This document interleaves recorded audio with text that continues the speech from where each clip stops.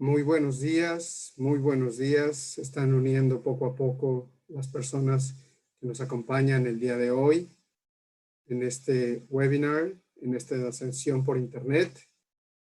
Bienvenidas, bienvenidos, muy buenos días.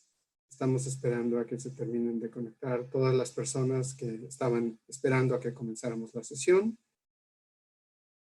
Bienvenidas, bienvenidos, muy buenos días. Pasen, vamos a comenzar la sesión del día de hoy sobre COVID y consumo de sustancias, COVID-19 y consumo de sustancias y salud mental. Bienvenidas, bienvenidos, muy buenos días. Yo tengo el honor de introducir esta sesión el día de hoy, que nos engalana, nos acompaña la Secretaria de Seguridad Multidimensional, Parra Urrutia, el embajador Adam Nam, secretario ejecutivo de la Comisión Interamericana para el Control del Abuso de Drogas, también Jimena Kalapsky, jefa de la Unidad de Reducción de la Demanda de la CICAD, y como panelistas el día de hoy tenemos dos distinguidos participantes, el doctor Luis Alfonso, asesor regional de salud mental y consumo de sustancias en la Organización Panamericana de la Salud, y también el doctor Pablo Norambuena, que es asesor del ministro en el Ministerio de Salud de Chile. Así que bienvenidas, bienvenidos. Le cedo la palabra a la secretaria Urrutia para que nos dirija su mensaje institucional, por favor. Muy buenos días a todos los participantes.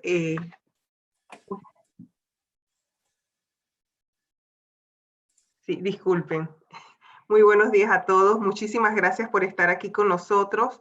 Es solamente unas pequeñas palabras de bienvenida.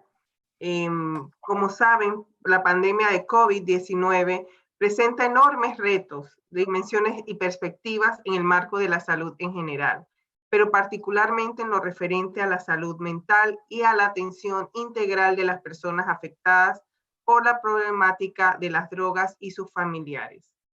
Como es de todos conocidos, los países han implementado medidas de confinamiento y distanciamiento social, y es previsible que bajo estas condiciones los trastornos de salud mental se vean agudizados, incluyendo aquellos relacionados con el uso de drogas.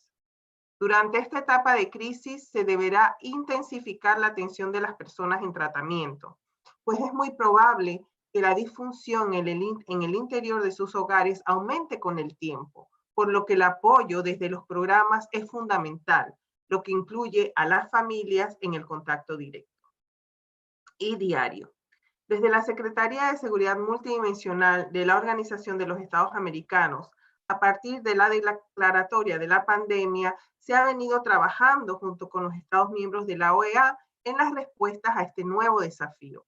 Por ejemplo, como parte de la respuesta integrada de la OEA a la pandemia de COVID-19, la Comisión Interamericana para el Control de Abuso de Drogas, CICAD, de la Secretaría de Seguridad Multidimensional, en coordinación con la Organización Panamericana de la Salud, desarrollaron el documento COVID-19 y el tratamiento de trastornos por uso de sustancias, que ya ha sido diseminado en todo el hemisferio a través de las comisiones nacionales de drogas e instituciones que trabajan en este ámbito.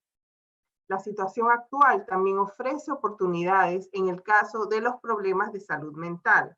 Las personas con trastornos por consumo de drogas pueden motivarse a comenzar o continuar un tratamiento para suspender el consumo, por lo que es crucial estar listos para brindar apoyo lo antes posible. La Secretaría de Seguridad Multidimensional reconoce la importancia del abordaje de la salud desde una perspectiva integral, así como la relación binominal entre la salud mental y el consumo de sustancias psicoactivas. En este marco situacional que dimensionamos la importancia de esta mesa redonda virtual sobre COVID-19, salud mental y consumo de sustancias, que estoy segura contribuirá a brindarnos luz y herramientas para la ejecución de actividades efectivas para enfrentar la pandemia. Finalmente, deseo agradecer a la Secretaría Ejecutiva de CICAD por esta nueva iniciativa. Agradecimientos que hago extensivos a nuestros presentadores de hoy, el doctor Luis Alfonso, asesor en abuso de sustancias de la Organización Panamericana de la Salud, y al doctor Pablo Norambuena del Departamento de Salud Mental del Ministerio de Salud de Chile. Muchísimas gracias, que tengan una buena reunión, y ahora paso la palabra al distinguido embajador Adam Nam, secretario ejecutivo de la CICAD. Muchas gracias. Muchísimas gracias, secretario Rutia, por estas palabras. Buenos días a todos y todas. Espero que todos estén de buena salud. Además, sus familias, sus colegas.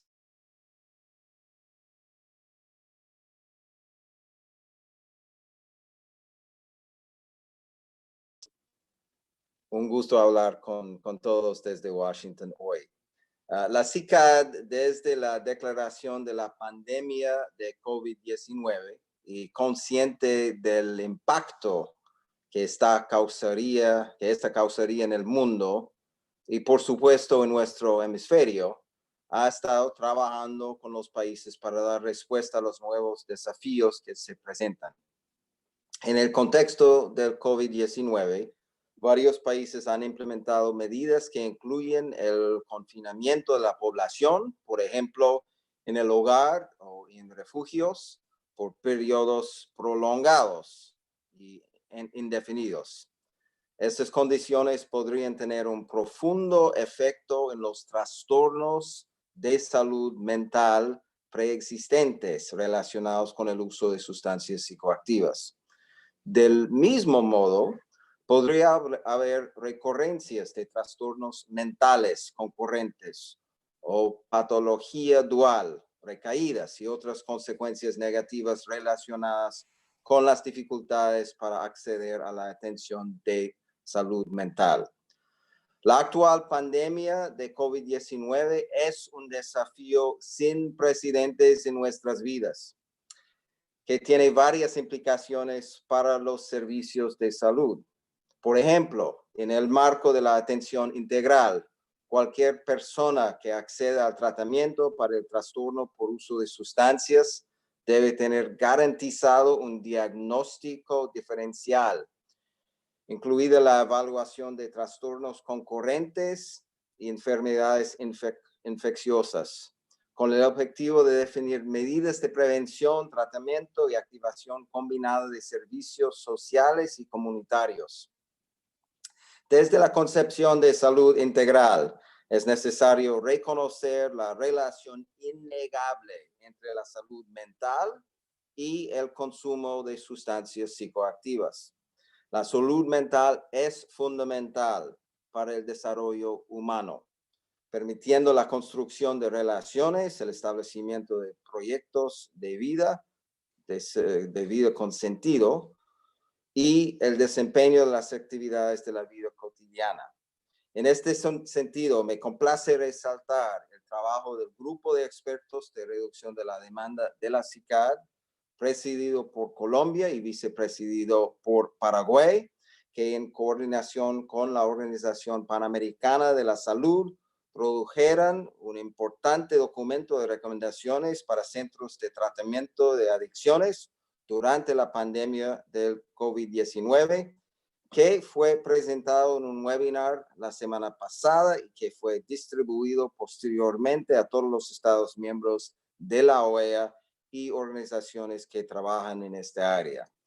De igual forma, me complace en esta oportunidad presentar esta mesa redonda virtual con la participación de la OPS, gracias Luis Alfonso, y del Ministerio de Salud de Chile, gracias Pablo Norambuena, en la que estoy seguro se brindarán valiosos aportes sobre el enfoque y acciones a tomar en cuenta para el abordaje de los problemas de salud mental y el consumo de sustancias durante esta pandemia.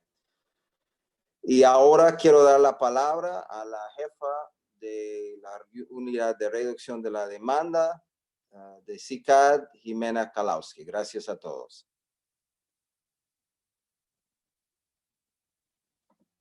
Hola, buenos días a todos, también acá desde Washington. Como dijo el embajador Nam y la secretaria Urrutia, desde el inicio de la pandemia, rápidamente empezamos a tomar contacto con los países porque es de nuestra primera preocupación lo que está pasando con las personas en tratamiento por consumo de sustancias y las personas también que no están en tratamiento, las personas que están en sus hogares. Y es así que hemos trabajado con OPS muy cercanamente con Luis Alfonso, quien presenta hoy, y con la presidencia del grupo de expertos en Colombia y con la vicepresidencia de Paraguay, para sacar las recomendaciones que ya se comentaban para los programas de tratamiento de drogas. Nuestro trabajo no se acaba ahí, tenemos todavía mucho que hacer, estamos en un periodo de reflexión, yo creo que todos los países estamos en un periodo de reflexión de los desafíos que se nos vienen por delante, de las necesidades que tenemos, lo que está ocurriendo, lo que está pasando, y parte de nuestro aporte en eso constituye una serie de webinars que comenzamos el día de hoy. En realidad lo comenzamos la semana pasada cuando lanzamos las recomendaciones del grupo de expertos, pero lo que tiene que ver ya más con debate, con análisis, lo empezamos el día de hoy con Luis Alfonso de OPS, Pablo Norambuena del Ministerio de Salud, que son grandes amigos a los que les agradecemos también el que hayan destinado tiempo para poder compartir con nosotros. También quiero agradecer a todas las personas que están presentes, por lo que veo tenemos un listado muy grande, hay profesionales, hay técnicos, hay personas de las comisiones de droga de distintos países, entonces quiero agradecerles también su participación el día de hoy y contarles que la próxima semana tendremos otro webinar el día 19 en español sobre prevención basada en la evidencia, el día 20 que también será en español, sobre el COVID-19 y consumo de alcohol. Y el día 15 vamos a volver a lanzar las recomendaciones del grupo de expertos, esta vez en inglés. Esperamos avanzar en un tiempo más para poder tener todas las actividades con algún sistema de interpretación. Estamos todos adaptándonos a estas nuevas tecnologías, así que ya lo vamos a resolver. Así que nada más que agradecer al equipo de reducción de la demanda que está tras bambalinas administrando todo este webinar y toda la preparación previa que es bastante importante. Y bueno, solamente felicitarlos por la participación en esta instancia y agradecer a nuestros panelistas. Así que muy buenos días a todos y seguiremos trabajando y haciendo nuevas actividades con ustedes. Muchas gracias.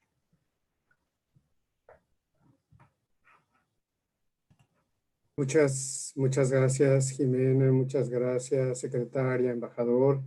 Ahora le cedemos la palabra al doctor Luis Alfonso, asesor regional en salud mental y de consumo de sustancias de la Organización Panamericana de la Salud, para que nos dé su presentación. Así que, por favor, Luis, te cedemos la palabra para que comiences. Hola, buenos días. Voy a gastar un minuto de mi presentación saludando a la secretaria Urrutia de Seguridad Multidimensional. Muchas gracias al secretario ejecutivo de la CICAD, Adam Nam, por hacer énfasis además en la cooperación en el tema de uso de sustancias y salud pública. Creo que ambas organizaciones tenemos un enorme compromiso y, como bien lo decía, el enfrentar esta situación absolutamente inédita para nosotros en conjunto nos da un poquito más de ánimo y da mucho más ánimo y el mirar en esa lista de participantes que va por encima de 100 personas, una cantidad de personas conocidas. Esto es una doble tensión, porque cuando ves caras conocidas y gente que te conoce allí, es un compromiso todavía mayor.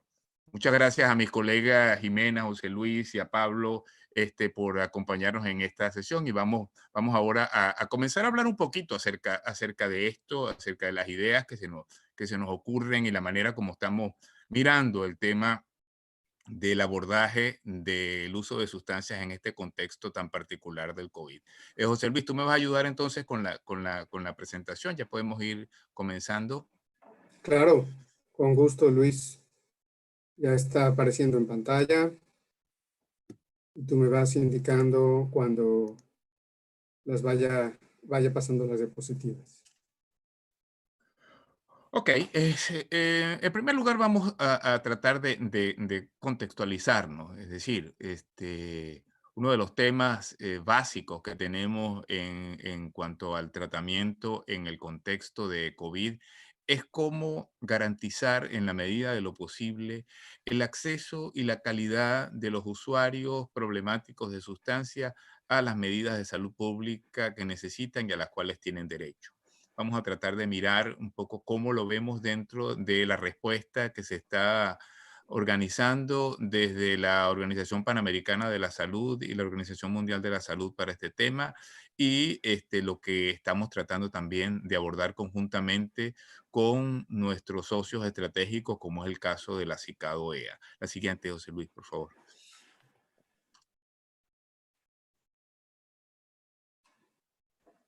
Tarda un poquito en pasar, no sé. Luis, ¿sí está pasando? No, todavía no. Ahora sí. A ver. Ok. Ok. Ya. Es como un problema del archivo, Luis. Creo que tiene alguna cosa de animación ahí, pero va la diapositiva. Ahí está.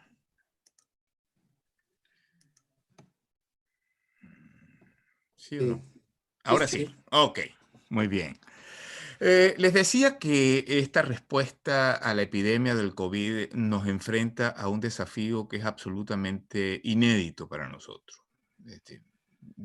La humanidad se ha enfrentado a múltiples epidemias, pero probablemente, dadas las características de la sociedad actual, esta en particular conlleva una serie de desafíos para los servicios de salud en relación a cómo responder de manera eficaz a las demandas de atención. Como que nos agarró, para usar un término futbolístico, offside, es decir, cómo nos manejamos en esta situación de pandemia, cómo esos planes de contingencia que se prevén muchas veces en las organizaciones para atender situaciones de emergencia se ven desbordados y resultan insuficientes para mantener la continuidad y la calidad de los servicios.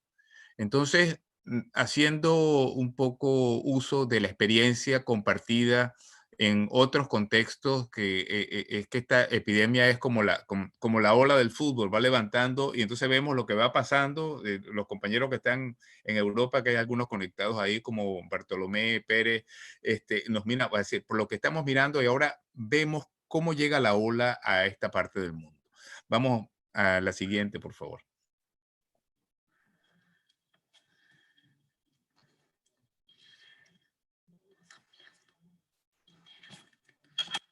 Tiene mucho de suspenso esta presentación. Entonces, en primer lugar, en el contexto en el que nos estamos moviendo, tanto lo que tiene que ver con la transmisión del virus, las medidas que se han implementado como respuesta de salud a esta situación, distanciamiento social, la cuarentena, el aislamiento, pero también un contexto en el cual observamos pérdidas en distintos ámbitos, pérdidas económicas, pérdidas personales, familiares, impacto en las condiciones de vida, cosas elementales, básicas que dábamos por descontados, de repente resultan como impredecibles.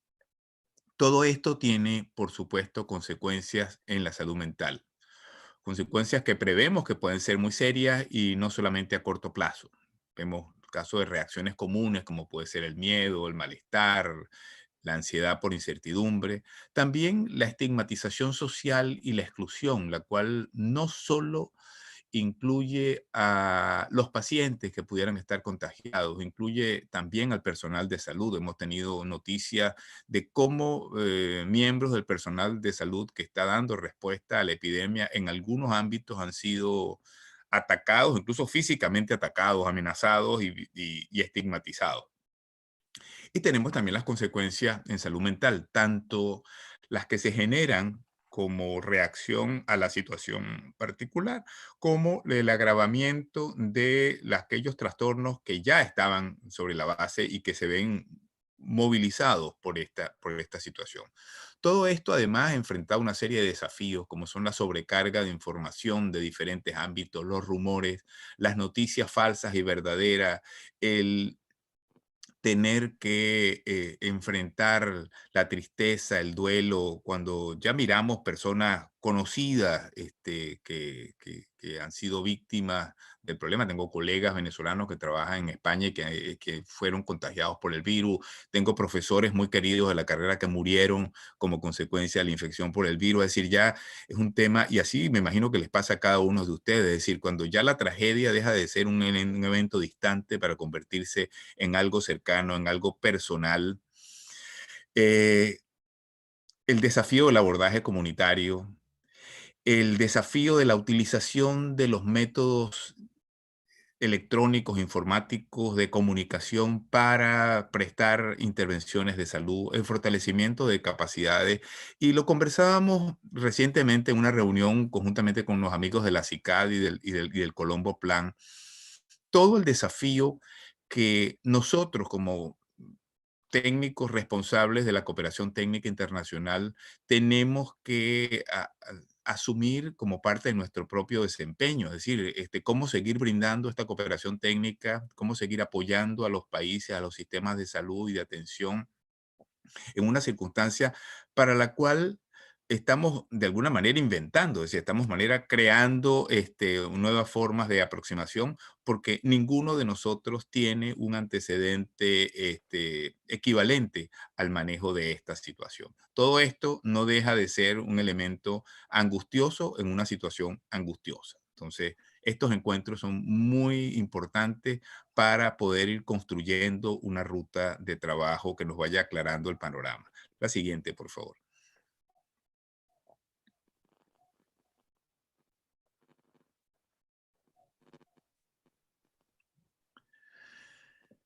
En relación con la respuesta de apoyo psicosocial en las situaciones de emergencia, en el área de salud mental de la OMS y de la OPS nos hemos planteado algunas formas de adaptación a la epidemia como una manera de responder discriminada, desagregada por niveles de complejidad. Desde los aspectos psicosociales básicos, en la base de la pirámide, es decir, relativos a los servicios básicos y a la seguridad de la población en general.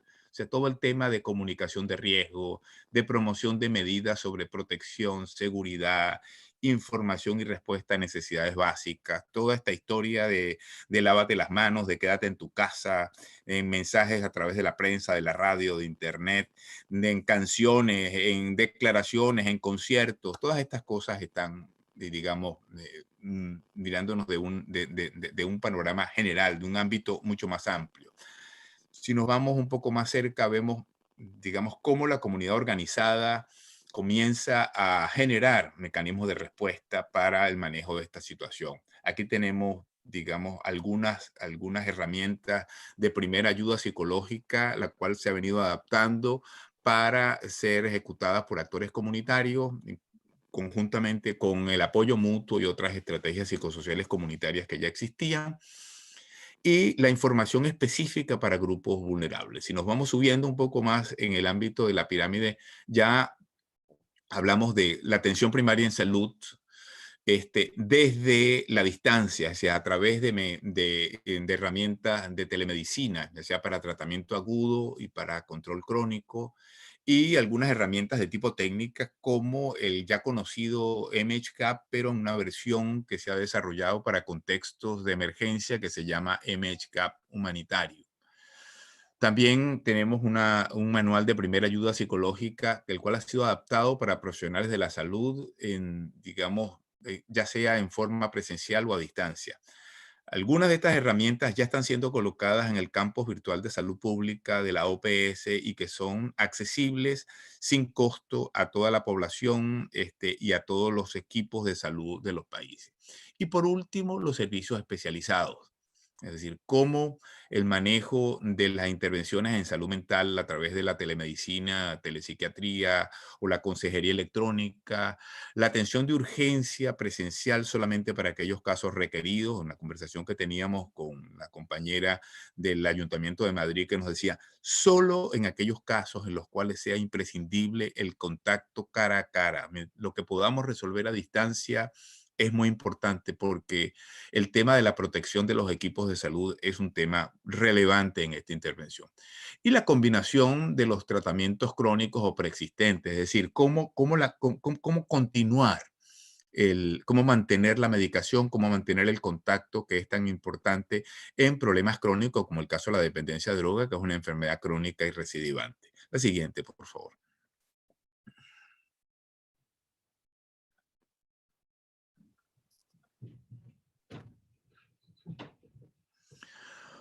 Una declaración que tenemos que hacer y tenemos que insistir muchísimo en esto. Es decir, los trastornos por uso de sustancias psicoactivas son, o las personas con trastornos por uso de sustancias psicoactivas son una población, un colectivo de alto riesgo para la enfermedad por el coronavirus. Y ese riesgo aumentado viene por la concentración de la carga de enfermedad en términos de discapacidad, la posibilidad de enfermar, la posibilidad de morir, pero también porque genera situaciones en las cuales los derechos humanos de las personas con trastornos por uso de sustancias están definitivamente amenazados. Todo esto es como resultante de un grupo de características demográficas, de determinantes sociales que funcionan de manera adversa y de una serie de condiciones concurrentes que se combinan.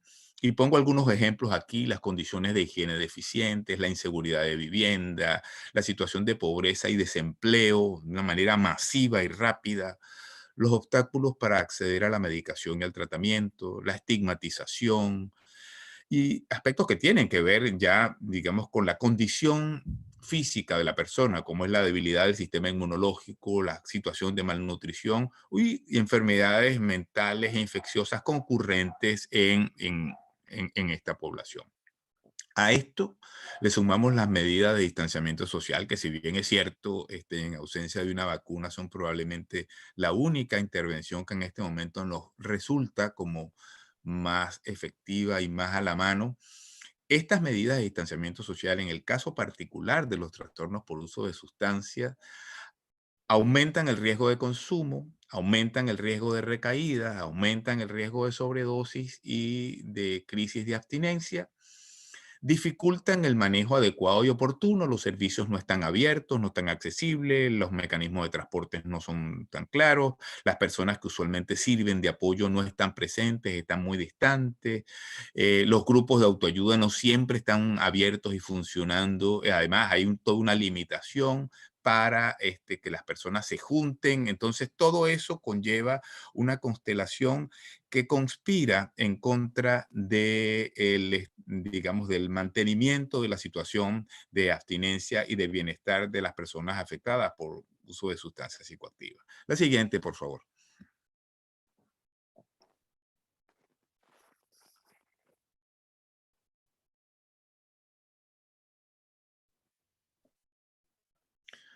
¿Cuáles pudieran ser los objetivos de un plan de contingencia en los servicios de tratamiento para uso de sustancias en el contexto de la epidemia? Y aquí ya nos comenzamos a ubicar un poco en el terreno de lo práctico. Es decir, cuando nos planteamos una respuesta a esta situación, ¿cuáles son los objetivos que debemos mirar como objetivos fundamentales? En primer lugar, la protección de la salud y el bienestar. Y en esta protección de la salud y el bienestar incluir no solo los usuarios de los servicios, también el personal de los servicios y las personas que por alguna razón o por otra visitan los establecimientos de salud. Y esto muchas veces pensamos porque no nos olvidemos que el modelo, digamos, más difundido de atención es la modalidad residencial para los trastornos por uso de sustancias. En segundo lugar, ¿cómo garantizar, cómo apoyar la continuidad del funcionamiento en condiciones de seguridad del servicio? ¿Cómo reducir al mínimo la posibilidad de contagio tanto en el servicio como en la comunidad circundante. Y un elemento que es un elemento estratégico importante, que lo coloco aquí de último, pero que no debiera ser último, que es cómo asegurar que las necesidades de los servicios de tratamiento para personas con trastornos por uso de sustancias sean tomados en consideración en los planes locales de salud y de emergencia, porque ya en varias semanas que llevamos ya oyendo información y acerca de temas de preparación, observamos que el énfasis se pone en un grupo poblacional, que es el grupo, por supuesto, identificado como de mayor riesgo, el grupo de personas de la tercera edad, pero colectivos como el de los usuarios por sustancias psicoactivas no son incluidos en esta constelación de población de riesgo de entrada. Y entonces es nuestra obligación, nuestro deber como responsables técnicos de esta área, de colocar este tema sobre la mesa, de explicar por qué, no es un tema de porque a mí se me ocurre y como es lo que yo veo, por eso lo coloco de primero. Es que hay razones objetivas para pensar que esta población es definitivamente una población en alto riesgo y que debe ser considerada en la respuesta a la contingencia del COVID-19. La siguiente, por favor.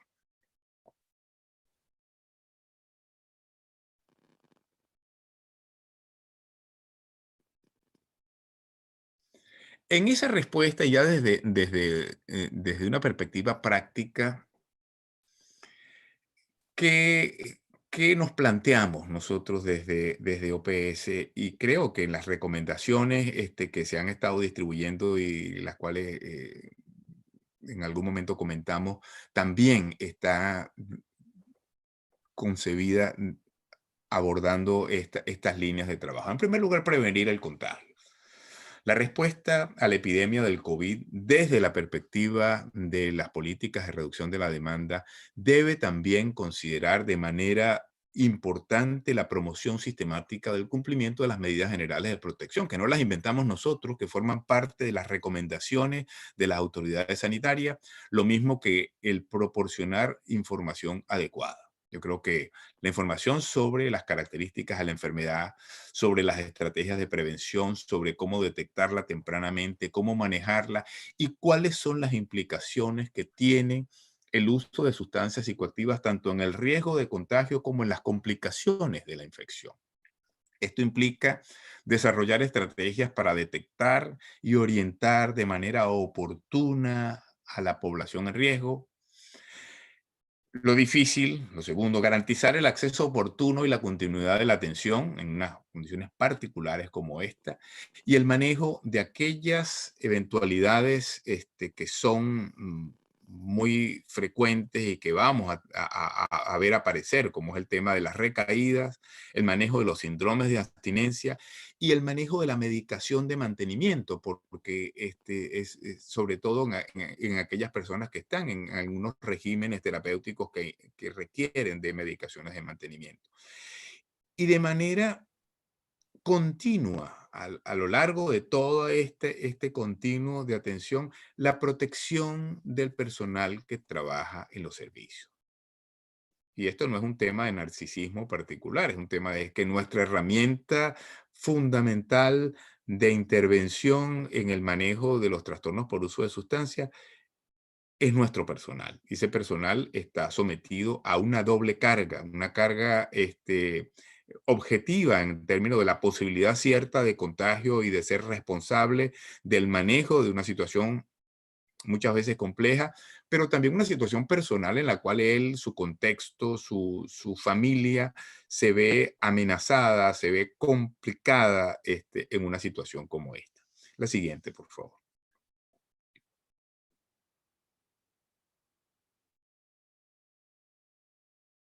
En este contexto, hay un tema que nos suena como música conocida muchas veces para quienes trabajamos en este tema. Es decir, que el tema de los estándares de calidad. Casi que un mantra en toda la región, donde todos los países de alguna manera se anotan en lo que es el desarrollo de un sistema nacional de aseguramiento de calidad.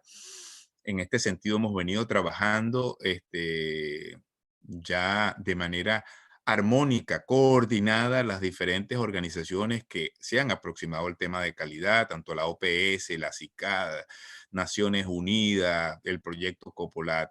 Y en conversaciones recientes con Olga Toro y Ítalo García del equipo de Copolat, nos pusimos a pensar y dijimos, bueno, dentro del ámbito de Copolat, ¿qué lección podemos nosotros sacar que nos pueda servir de utilidad para esto? Porque es que el tema de los estándares de calidad no es solamente para recibir una habilitación, sino cómo nosotros, en función de responder de manera adecuada a una necesidad que se nos plantea, podemos utilizar los parámetros de calidad para apuntar a una mejor respuesta.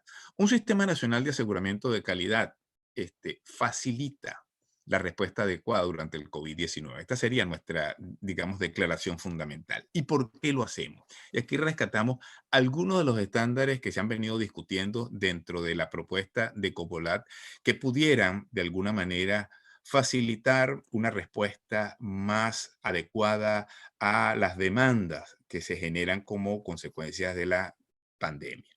En primer lugar, hay algunos estándares que se refieren a que la organización, a que el sistema de tratamiento o el servicio de tratamiento debe contar con un plan para manejo de infecciones. Claro, esta gente cuando se planteó este estándar no estaba pensando en COVID, ¿no? Eso no existía. Estaba pensando a lo mejor en SIDA, en tuberculosis, estaba pensando en hepatitis, pero ese encuadre nos permite comprender y cumplir de una manera mucho más adecuada las medidas sanitarias que se recomiendan.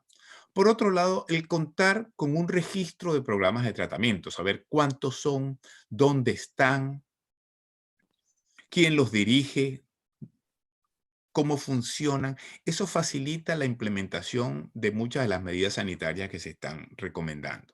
Asimismo, el conocimiento del programa, de qué tipo de programa estamos hablando, cuál es la población objetivo, porque nos permite saber, de alguna manera, cuánto riesgo hay en esa modalidad de tratamiento en particular y cuáles son los efectos que se pueden asociar a la pandemia en un contexto como ese. Asimismo, si existen o no mecanismos de cooperación y colaboración entre las instituciones, entre los diferentes sistemas de atención, lo cual puede facilitar o mejorar la calidad de la respuesta. También el registro sistemático de usuario, que es otro de los estándares que se incluye dentro de las diferentes propuestas de estándares de atención, es decir, cómo nosotros podemos monitorear el riesgo de contagio o el contagio efectivo de la población en tratamiento y del personal y de visitantes. ¿Qué tan adaptado, qué tan cercano, qué tan armónico resulta la oferta del programa a la realidad de usuarios y familiares? En la medida que esto sea mucho más armónico, esto va a ser más fácil que la respuesta de apoyo psicosocial a la contingencia del COVID se pueda brindar de una manera como más oportuna y más efectiva. Entonces, si tenemos registro, un sistema articulado regional y nacionalmente, podemos disponer incluso de información confiable para las acciones. Hemos intentado en algunos países tener una idea de cómo está la situación en la oferta de tratamiento y no es tarea fácil, donde hemos podido obtener alguna respuesta porque existía, porque estaban trabajando en el tema de estándares, una conexión que les permitía llamar a los establecimientos, conocían quién era el director, le preguntaban qué les hace falta, cuántos infectados tienen, cómo están haciendo con los ingresos y con los egresos. Y otro tema que también es de tipo práctico, es que si se tiene claro cómo es la infraestructura, cómo es el aspecto físico, el ambiente físico de las instalaciones, podemos saber si es posible o no realizar en ese contexto, en ese ámbito en particular, todas estas medidas de cuarentena o distanciamiento social. Porque si tenemos un establecimiento que mide 100 metros cuadrados y tenemos 40 usuarios allí, va a ser muy difícil hasta sacar la cuenta, es decir, usted tiene que mantener 1,5 metros de distancia entre uno y otro. No hay manera, es decir, no hay manera de no tropezarse y de no chocar. La siguiente, por favor.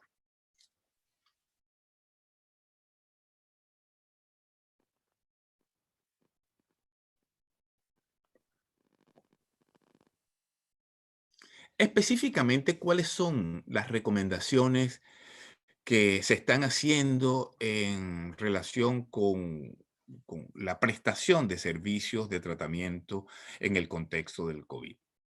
En primer lugar, un tema que tiene que ver con equidad, que tiene que ver con armonización de la intervención.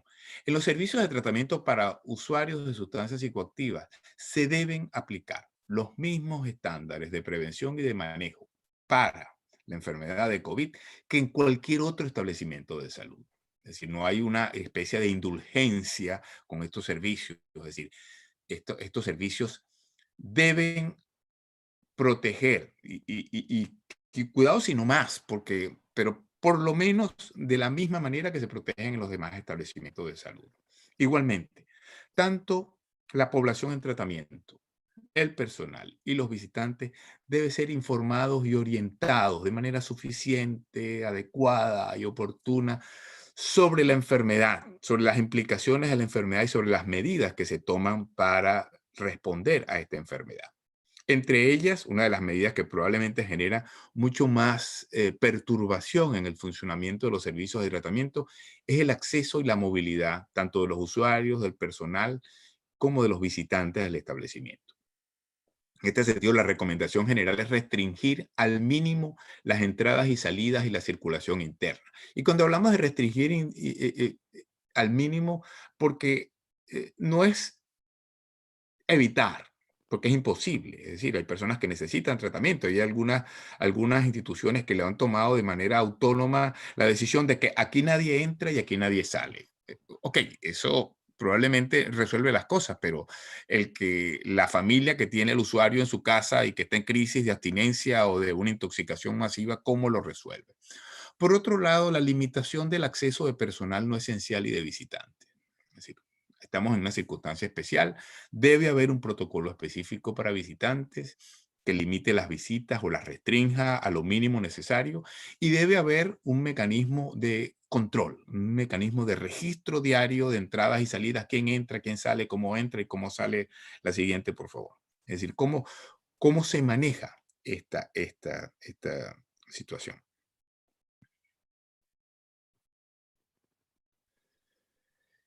Otra cosa en la que queremos hacer énfasis, cuando hablaba de indulgencia plenaria, de indulgencia, no es que porque estamos en epidemia las normas del servicio quedan obsoletas y no se cumplen.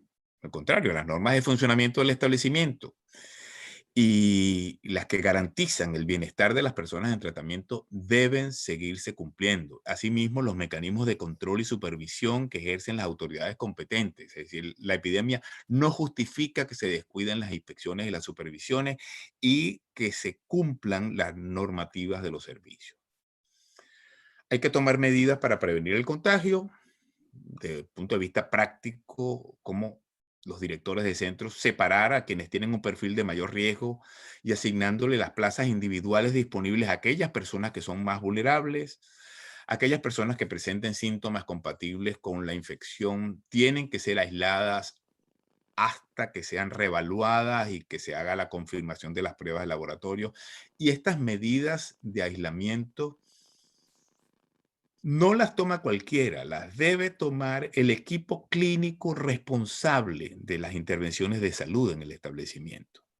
Ojo, porque es que hay diferentes maneras de manejar estas cosas. Es una autoridad sanitaria quien debe tomar la decisión de las medidas de aislamiento, quien debe supervisar esa toma de decisión.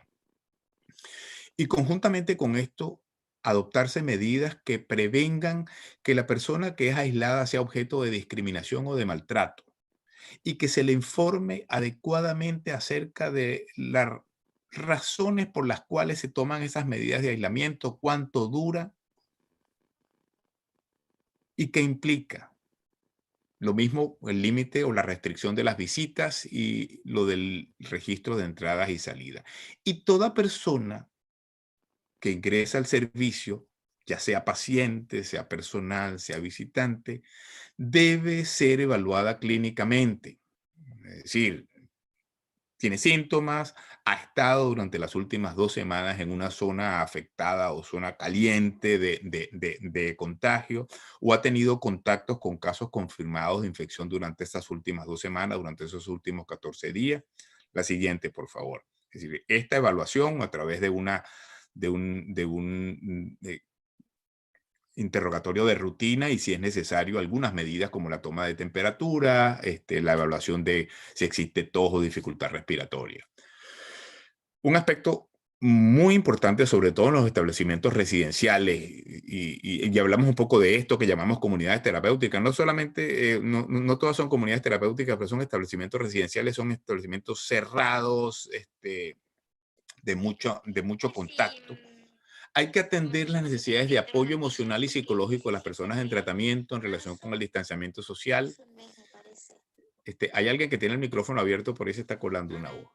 Establecer mecanismos alternativos del aseguramiento del contacto entre las personas en tratamiento y sus familiares o allegados. Es decir, de alguna manera que haya una posibilidad de una conversación por Skype, a través de Zoom, a través de WhatsApp, a través del teléfono. Todo esto, por supuesto, dependiendo del nivel de riesgo que exista para ese momento. Estas medidas se pueden ir ajustando y tomar en consideración que cualquier medida que implique una restricción del contacto de la persona en tratamiento con sus familiares, con su grupo de referencia allegado, debe ser concebido como una medida temporal y de ninguna manera se debe asumir como una medida permanente. Y solo debe ser indicada por el personal clínico. Ojo. La siguiente, por favor.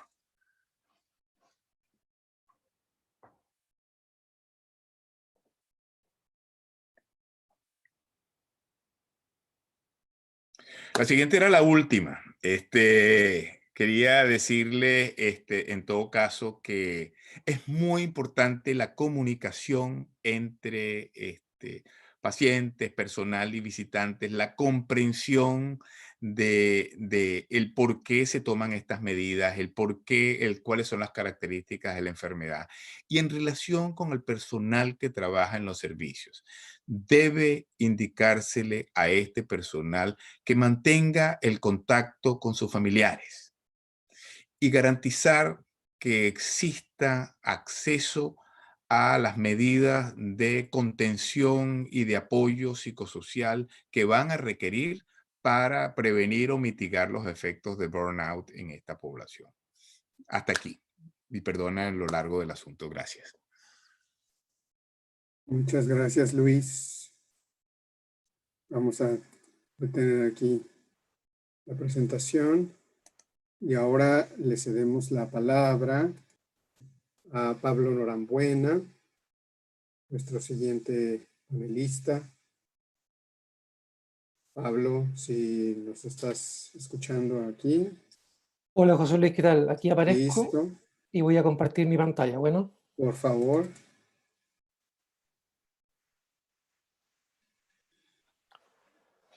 ¿Tú me puedes dar el feedback de si se está viendo en este momento? Se está viendo. ¿En pantalla completa o no, solo...? ponle, exacto, haz clic ahí Okay. donde, exactamente. Listo. Ahí sí.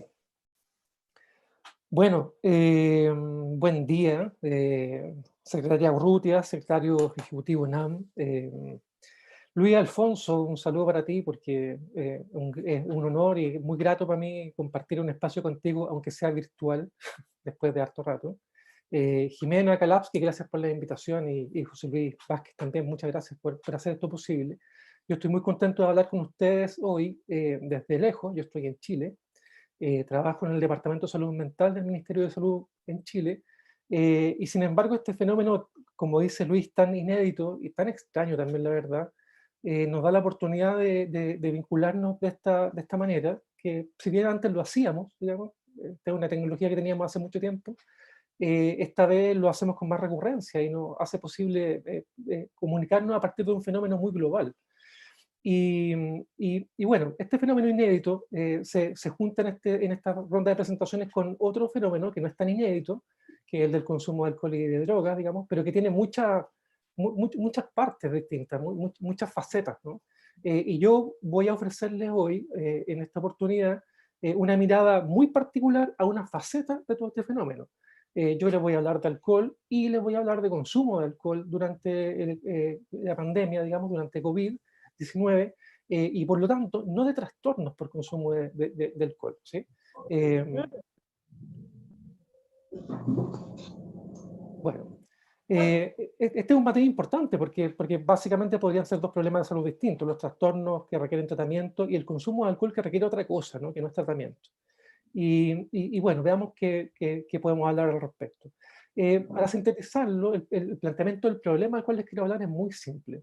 Las medidas de aislamiento físico o de confinamiento o lockout o cuarentena se han llamado de bastantes maneras distintas, ya sea obligatorias, digamos, definidas por el Estado en ciertos lugares o por federaciones, o ya sea voluntarias que han tomado personas que pueden hacerlo, digamos, más tiempo en la casa, ¿sí? Y por lo tanto tiempo para desarrollar labores del hogar en la casa, pero también para hacer teletrabajo, ¿sí? Más el estrés natural de este momento, han producido algo que ha sido posible observar en distintas partes del mundo, ¿sí? En quienes nos antecedieron en esta ola, digamos, y también para nosotros que ya estamos en la ola, que es un aumento en el consumo de alcohol y un cambio de patrones en el consumo de alcohol, ¿sí? Quienes trabajamos en alcohol sabemos que la cantidad no lo es todo en el consumo de alcohol, y las formas también lo son, y una de los patrones que potencialmente han cambiado mucho también tienen que ver con la frecuencia, ¿no? En muchos países de Latinoamérica, al menos en el sur de América Latina, en Chile, que es donde yo vivo, o qué sé yo, en Perú, en Brasil, es posible observar patrones de consumo de alcohol que no están distribuidos durante la semana, ¿no? Como el típico patrón de consumo mediterráneo, sino que son más bien patrones de consumo concentrados en pocos días, habitualmente el fin de semana. Y por lo tanto una frecuencia concentrada en pocos días de la semana va cambiando o ha sido posible observarse que ha ido cambiando en esta situación, en este contexto, a consumir más días a la semana, ¿no? Esto tiene que ver, por supuesto, con la disponibilidad de la sustancia, y acá me meto un poco en el tema que dije que no iba a hablar, que era de drogas, pero claramente el consumo de alcohol ha podido aumentar, ¿sí? Se ha podido aumentar en las personas porque el alcohol es una sustancia que continúa estando disponible, ¿sí? A pesar de las medidas de confinamiento. La industria ha respondido muy rápido respecto de esto. Los envíos online, digamos, las compras online, los envíos a domicilio, que ya en los últimos años han tomado gran parte del mercado, en esta situación han tenido, por supuesto, un empuje muy grande, y el alcohol es una de las sustancias o uno de los, digamos, de los productos que es posible comprar, digamos, online, bastante fácil, probablemente para todos nosotros, ¿no? A propósito de eso, nota al pie, digamos, nota al pie de página. Para las sustancias ha sido posible observar fenómenos también vinculados a la disponibilidad y a veces distintos, ¿no? Los mercados de sustancias ilegales también han cambiado, las formas de venta también han cambiado y potencialmente también ha disminuido la disponibilidad de sustancias para muchas personas. Eso produce otra cosa, ¿no? Pero en este caso para alcohol, el alcohol sigue estando disponible y mucho más que antes incluso, ¿no? Lo que ustedes ven ahí en la pantalla, no voy a pinchar el link ahora, esto probablemente quede disponible y ustedes lo pueden buscar. No es evidencia científica bajo ningún punto de vista, pero es gráfico, ¿no? Este fue filmado en Santiago de Chile, en una comuna, en una zona que iba a entrar a cuarentena en 2 días, ¿no? Y una persona desde su apartamento filma, ¿no?, abajo, y en su panorámica él tiene 3 farmacias, ¿no?, que se ven muy normales, sin gente incluso, abiertas, ¿no? 2 almacenes de alimentos pequeños, ¿sí?, que se ven muy normales, una bomba de benzina, una distribuidora de gasolina normal, y más allá una botillería que tiene una fila de personas que da la vuelta a la calle, ¿no?, abasteciéndose de alcohol para los días de cuarentena. De esto se hizo chistes acá, por supuesto. Me imagino que ustedes también han visto de este tipo de noticias en las redes, etc. Ahora, ¿cuál es el punto con beber más? Relacionado con el coronavirus, por supuesto. El primer punto es que, quiero decir, perdón, antes de pasar a esto, quiero decir algo que también señaló Luis. De este fenómeno poco sabemos, si estamos sabiendo, ¿no? Gran parte de los consejos y recomendaciones que estamos dando pertenecen a evidencia científica que ha sido desarrollada antes para otros problemas de salud u otros escenarios parecidos, y que hoy estamos adaptando a esta situación, pero la verdad que evidencia vinculada a COVID propiamente tal se está produciendo recién y hay muy poca, ¿no? Esto que les voy a decir a continuación corresponde a eso, justamente, a esto que estamos aplicando, ¿no? Bueno, el primer problema entonces, relacionado con mayor consumo, es mayor riesgo de contagio de COVID, ¿sí? El consumo de alcohol se ha relacionado con el debilitamiento de las funciones inmunológicas de las personas, no los trastornos por alcohol, no el emborrachamiento, sino que el consumo de alcohol. De hecho, hay estudios que muestran que el consumo de alcohol fuerte en un día, ¿sí?, debilita las funciones inmunológicas a más de un día posterior a ese consumo sin beber, ¿no? Es algo que es información de la cual disponemos, ¿no? En segundo lugar, las conductas asociadas al consumo muchas veces plantean riesgos relacionados con el COVID. Probablemente el beber, a no ser que sea compartido de la misma botella o del mismo vaso, cosa que ocurre, digamos, plantee menos de estas situaciones que, por ejemplo, el fumar, ¿no? Donde el mismo hecho, el mismo acto de llevarse la boca a la mano, perdón, la mano a la boca, al revés, con el cigarro esta vez, es justamente uno de los vectores principales para contagiarse el virus, ¿no? Pero también compartir espacios que están cerrados, digamos, con muchas personas y usar sustancias, etc., ¿no? Ese es el primer punto. El primer punto es que mayor consumo genera mayor riesgo de contagio. El segundo punto es que mayor consumo genera potencialmente peor evolución de los cuadros de COVID, ¿sí? Sí está estudiado que el alcohol genera peores condiciones respiratorias y de hecho infecciones respiratorias, y está estudiado también la relación, por ejemplo, entre el alcohol y la tuberculosis, que es otra cosa, ¿sí? Pero para que veamos, para que observemos que el consumo de alcohol se relaciona con el empeoramiento de ciertas condiciones de salud, alguna de ellas respiratoria. Y luego está el factor asociado al estigma y a la marginalización de los usos de alcohol y también de sustancias, ¿no? Aquí es cierto que hablo un poco más de trastornos, pero esto es importante, no se nos puede quedar atrás. El estigma es un problema de salud propiamente tal, ¿no? Probablemente si ustedes trabajan en la red de salud o en servicios de prestación de drogas, digamos, de servicios de drogas, habrán observado que probablemente de los casos más complejos que hemos tenido en estos últimos días para resolver son esos casos que están muy en el margen, donde hay, por ejemplo, población que vive en la calle, más dependencia de alcohol o de drogas, y de drogas, ¿sí?, más COVID positivo, digamos. Y ya sin el COVID, esa vinculación era un problemón para las redes de salud. Sin el COVID, los servicios de calle no tienen muchos problemas para recibir a personas que usan sustancias. Y sin el COVID, los servicios de tratamiento tienen muchos problemas para recibir a gente que vive en la calle, digamos. Pero con el COVID eso genera un problema que ha sido muy difícil de resolver en la red de salud, ¿no? De manera que las barreras de acceso que se generan a partir del estigma y la marginalización de las personas que usan sustancias también potencialmente generan peor evolución de los cuadros de COVID.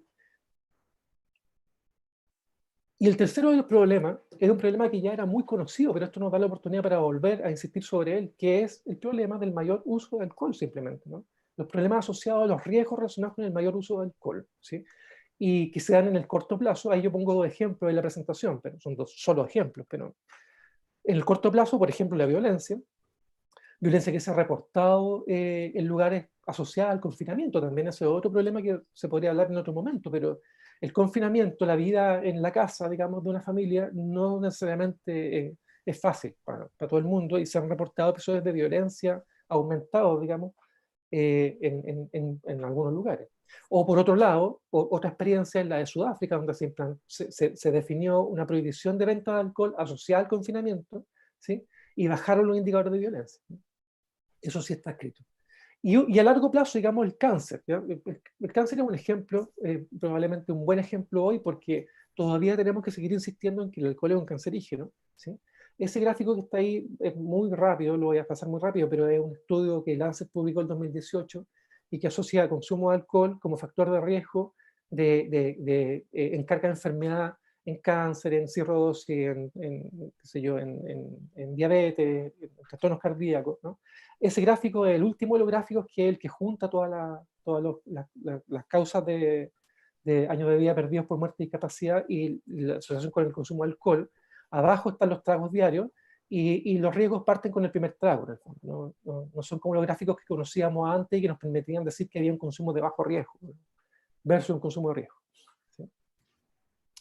Y bueno, ¿qué hacer con todo esto? Esto es un problema de salud. O sea, el consumo de alcohol, e insisto con esto, no los trastornos por consumo de alcohol, o también, pero no solo los trastornos por consumo de alcohol, no solo los trastornos por uso de sustancias, sino que el uso de alcohol, que ha aumentado potencialmente en esta situación, es un problema de salud que no es tan secundario, ¿no? Posiblemente sea menos importante y menos prioritario que tener agua potable, digamos, y tener jabón y tener mascarillas disponibles para la red. con seguridad lo es, pero es un problema que no es de ninguna manera secundario y de ninguna manera también es un problema que tenemos que dejar para después, ¿no? Para cuando todo esto pase o todo esto esté controlado, entonces ver qué pasó con el alcohol. Es algo que tenemos que ver desde hoy, ¿no? ¿Y qué hacer con eso? Es algo que también un poco ya tenemos noticias de eso. La iniciativa SAFER de la OMS menciona 5 intervenciones que resultan efectivas, o estrategias, digamos, que resultan efectivas para disminuir el consumo de alcohol de riesgo, que son las que conocíamos desde el plan de enfermedades no transmisibles, digamos, donde habían 3 best buys, 3 mejores compras, ¿no? La regulación de la disponibilidad física del alcohol, regulación y prohibición de la publicidad y aumento de impuestos y precios, más 2 otras, ¿sí?, que completan las 5, digamos, que no eran tan controefectivas porque son individuales, ¿sí?, pero que resultan efectivas igual, como son medidas de alcohol y tránsito, digamos, y conducción, e intervenciones breves sobre alcohol, ¿ya? Y eso es muy conocido, la literatura es muy densa al respecto, pero por supuesto no es tan fácil hacerlo. No voy a entrar en esa discusión ahora, porque es muy larga, pero simplemente quiero tomar 2 puntos para graficar 2 cosas, ¿no? Uno es intervenciones breves y otro es publicidad. Partamos por el segundo, publicidad. Como les decía antes, la industria ha respondido muy rápido al coronavirus, digamos, utilizándolo a su favor, por supuesto. Y es importante que mantengamos una visión crítica respecto del rol de la industria acá, ¿no? Esto es una publicidad, digamos, que acerca de un vino, dice vino con impacto, donde el 100% de las ganancias se destina a organizaciones de caridad, digamos, para el trabajo del COVID. No está puesto en esta foto, pero estaba además publicado en redes sociales de importantes actores en Estados Unidos, ¿no? Como, este mensaje que recuerda mucho por ejemplo, los licores que han destinado ganancia a la lucha contra el cáncer mamario, digamos, por ejemplo, ¿no? Donde la ganancia, claro, es un impacto positivo, sin embargo, probablemente el consumo de alcohol propiamente tal tenga un impacto más negativo que la ganancia que va a ir a luchar contra ese problema que el mismo alcohol contribuyó a generar, ¿no? Es una serpiente que se come la cola aquí, ¿no? O esta que es de Chile, que es de Heineken, que dice, bueno, el consumo de alcohol acompaña tu forma de socializar remota, digamos, ¿no? Como si socializar por Zoom, digamos, o otras aplicaciones fuera mejor con una cerveza, ¿no? Pero acompañaba más con un hashtag como socializa responsablemente, y además con el hashtag quédate en casa, o stay home, que ha sido uno de los hashtags más usados, digamos, en el último rato, ¿no? O esto que es de una revista, la revista de Drink Business, donde hay una nota que dice que el alcohol ha probado, digamos, facilitar la vida en la casa, en el lockout, en el confinamiento, y que dentro, no lo vamos a leer ahora, obvio, pero dentro hace una argumentación que dice que si bien la gente está consumiendo mucho alcohol y eso facilita la vida en el lockout, eso no significa que el alcohol se venda más o se use más ahora, que es muy raro, digamos, pero genera ese tipo de argumentos. Esto es publicidad de alcohol, relacionada directamente con el COVID, ¿no? Ahora, la publicidad, se habla mucho en la publicidad y en el alcohol de las 3 P: publicidad, patrocinio y promociones, que son 3 momentos que hay que abordar, digamos, con nuestra estrategia, digamos, para disminuir el consumo de alcohol. Y esto es promociones, ¿no? Esta es una colección que yo tengo de muchísimas, digamos, que he ido recopilando de la red. Hashtag de nuevo, quédate en casa, y alcohol que va a la casa en grandes cantidades. Además, aquí no está así, pero hay muchos de cerveza que son, qué sé yo, 24 cervezas, y que llegan muy rápido, etc. Y esto es patrocinio. Yo sé que esto es discutible, pero me interesa decirlo. Ramazzotti, un licor, una marca de licor importante, hizo gel de mano, digamos, alcohol gel, ¿sí? Sin embargo, mantuvo el mismo logo de Ramazzotti, ¿no? Y la botella es la misma, ¿no? Es una forma de publicidad también, es un patrocinio, ¿no? Un poco más elegante fue una empresa que es chilena, la CCU, Compañía Cervecera Unida, que desarrolló un alcohol gel que al menos no tiene el logo, digamos, de ninguno de sus licores, ¿no? Pero bueno, es muy discutible. En concreto, si la publicidad nos queda muy grande, digamos, desde nuestro punto de vista, las intervenciones breves también son una herramienta para trabajar en esta situación. Bueno, en Chile tenemos un modelo de intervenciones breves que ustedes lo pueden ver ahí en ese link. Sin embargo, este modelo está basado en el de la OMS del 2000. Digamos, tenemos 20 años de modelos. En Estados Unidos hay modelos, en España hay modelos particulares. En general los modelos se parecen bastante, ¿no? tienen una parte de detección y una parte de intervención vinculada a, factores, a niveles de riesgo, digamos. Una de ellas es la intervención breve y otra es la referencia asistida, y eso le da nombre al modelo, digamos. Se habla de SBIRT, digamos, Screening and Brief Interventions, Referral to Treatment, o DIR en Chile, ¿no? O en alguna parte de Latinoamérica. Es interesante porque las intervenciones breves ya sí acumulan harta evidencia de que pueden ser hechas por vía remota, ¿sí? Nosotros hicimos una búsqueda muy acotada y muy rápida en Chile para fundamentar especialmente la intervención telefónica, ¿ya? Porque claro, las aplicaciones telefónicas o la web a veces requieren otros recursos que por lo menos en Chile no tenemos desarrollados, en otros lugares sí, que también serían muy, muy útiles, pero nosotros tenemos el teléfono. Y el teléfono es un método efectivo de consejería sobre alcohol como principal medio de intervención, o como parte de un modelo, o como refuerzo de un modelo presencial, ¿no? Esto está apoyado también por intervención sobre salud mental, digamos, y trastornos por alcohol, que también muestran que puede ser efectivo. Y un estudio reciente, que es del año pasado en Suecia, muestra que una intervención breve estructurada, así como una intervención más intensiva basada en la entrevista motivacional, ambas fueron probadas, y ambas por vía telefónica produjeron cambios significativos en el consumo de riesgo observado a través de puntaje en el audit, ¿no? De manera que sirve, ¿no? El audit es el test de identificación de trastornos por uso de alcohol que más usamos en general como entrada para las intervenciones breves sobre alcohol. El ASIS también podría servir para alcohol, que es alcohol y sustancias, ¿no? En este flujograma, que también es un flujograma clásico, arriba está detección y abajo intervención, y esos son los 3 niveles, digamos: bajo riesgo, intervención mínima o refuerzo, riesgo, intervención breve, y alto riesgo, referencia asistida. Y este es el audit, ¿sí? Solo para decirles que, o para recordarles, probablemente lo sepan, que las 3 primeras preguntas del audit constituyen un instrumento en sí mismo, que es el audit corto, ¿sí? El audit C, y el audit C permite diferenciar entre consumo de bajo riesgo y consumo de riesgo. Y son 3 preguntas que se pueden hacer de manera más o menos fluida y rápida telefónicamente, ¿no? O sea, las intervenciones breves resignan en este caso lo que está derivado del trabajo presencial, del vínculo que podemos generar con alguien, propio de la entrevista motivacional, que es uno de los enfoques para hacer la intervención breve, pero paradójicamente también nos dan algunas oportunidades, esta situación nos da algunas oportunidades, como es la de acceder a población que no va a los centros de salud, por ejemplo. En Chile la intervención breve se hace particularmente vinculada a atención primaria de salud, y por teléfono podemos llegar a adolescentes, por ejemplo, que van poco al centro de salud, o a hombres adultos que todavía van menos a los centros de salud, tienen alto consumo de riesgo. Bueno, y para terminar, la información a la población es importante, a pesar de que sabemos que la información a la población sin medidas más importantes de política y estrategia no dice mucho. Vean ahí una consigna que dice: practique el distanciamiento social bajo personas que lo están haciendo. Se ha producido información que puede servir para la población. La OMS produjo una, y la OPS la distribuyó, está en inglés, en español y en portugués, que es la que está a la izquierda. Y a la derecha hay una que es irlandesa, que salió muy tempranamente y nosotros la tomamos para adaptarla. Y con esas adaptaciones, más otras que salieron, en el último rato produjimos algunas recomendaciones que están en este documento, que es chileno, digamos, ¿no? Que es muy breve, ¿eh? Es solo una referencia, y nos dice mucho distinto que otros, ¿ya? Los puntos comunes son estos, ¿no? Espero que no se ofendan por estas fotos que voy poniendo a veces, que son un poco de chistes, pero además de ser un poco más grato a veces por un momento que no es muy grato en general, el chiste seriamente dice mucho de los patrones culturales, las reflexiones culturales que se están dando en una sociedad. Y estos son chilenos, ambos, o al menos la de la derecha.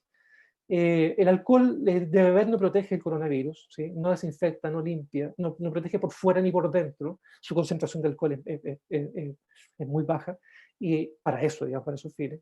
Y es algo que ni siquiera alcanzó a estar dentro de esta recomendación, porque pensamos que nunca íbamos a tener que decirlo, pero a la luz de los hechos tuvimos que empezar a añadir acá que, por otro lado, ¿sí? No había que beber el alcohol gel ni el alcohol desnaturalizado que usamos para desinfectarnos, ni tampoco el Lisoform u otros desinfectantes. Es importante aclararlo, aunque parezca que no, es importante aclararlo, ¿ya? La foto muestra una botella de vino con una etiqueta de Lisoform, la foto de la derecha una especie de mascarilla con un Tetra Pak de alcohol. Eso sin duda es chileno. Consejo principal es: menos es mejor, ¿ya? tampoco aquí hay mucho secreto. Menos en frecuencia, menos en cantidad es mejor que más, ¿ya? Al menos de lo que estoy haciéndolo ahora, digamos, y no más de lo que lo hacía antes, ¿ya? Esa es una consigna vinculada principalmente al lockout, digamos, o sea, no más de lo que lo hacía antes, que el lockout no cambie los patrones de consumo de una persona, ¿no? Y luego, si una persona decide beber, este es un estándar que se usa mucho en varias partes del mundo, no más de 2 tragos en un mismo día, ¿no? Es una referencia que se puede usar. Ahora, en rojo está abajo que siempre tenemos que recordarnos cuando damos estos límites, que los 2 tragos en un mismo día pueden ser mucho para mujeres embarazadas, que no debieran beber en absoluto, para personas que viven solas. Aquí personas mayores también hay otro capítulo, de COVID, porque COVID-19, más personas mayores que consumen alcohol, más personas mayores deprimidas, por ejemplo, otro escenario, ¿no? Personas deprimidas que viven solas tampoco deberían usar alcohol. Menores de 18 años, ojalá no, sobre todo menores de 16 años. Y luego hay otro tipo de recomendaciones mucho más simples y livianas, ¿no? De dejar 2 días libres a la semana sin beber. En los países, insisto, en Latinoamérica donde el consumo se concentraba, esa recomendación de 2 días sin beber era muchas veces innecesaria. Es una recomendación que se usa mucho en Europa, por ejemplo. Sin embargo, en esta situación actual es una recomendación que podemos volver a usar, ¿no? Dejar 2 días libres sin beber.